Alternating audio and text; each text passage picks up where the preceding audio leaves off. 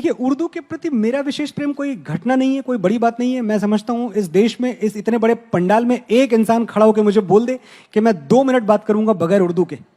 उर्दू को लेकर जो ये विशेष प्रेम आपका है, एक किस्सा मैंने मनोज मुंतशिर के बारे में पढ़ा जिसमें वो ये कहते हैं, उर्दू पढ़ने के लिए मस्जिद के नीचे जाकर किताब खरीदी और शायद 2 रुपए की किताब थी, जिससे वो सिलसिला आगे बढ़ निकला और ऐसा बढ़ निकला कि नाम मनोज शुक्ला से मनोज मुंतशिर हो गया। और आज भी जब आपकी रचनाओं की तरफ आप नजर डालते हैं तो उर्दू के प्रति एक विशेष प्रेम उसमें झलकता है।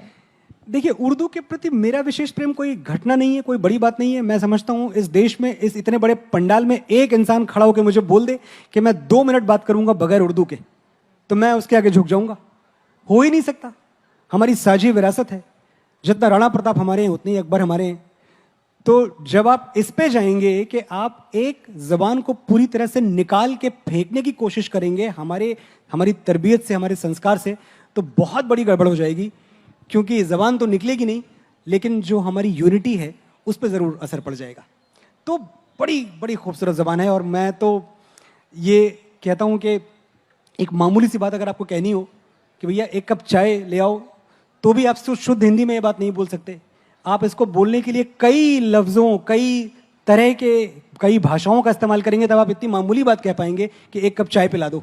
वरना अगर ये बात आप हिंदी में कहेंगे तो कैसे कहेंगे कि एक मृत्तिका पात्र में दुग्ध शर्करा युक्त ऊष्म पेय प्रदान किया जाए।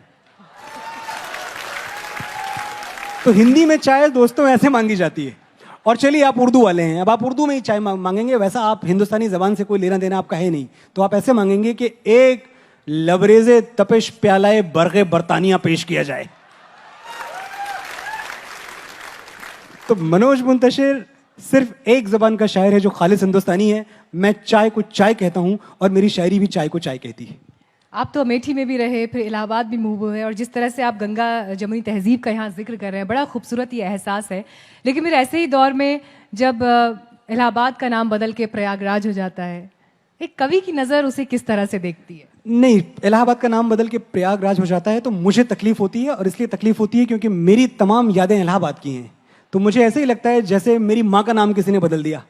मैं तो जब पैदा हुआ था मैं उनको प्रेमा शुक्ला के नाम से जानता था।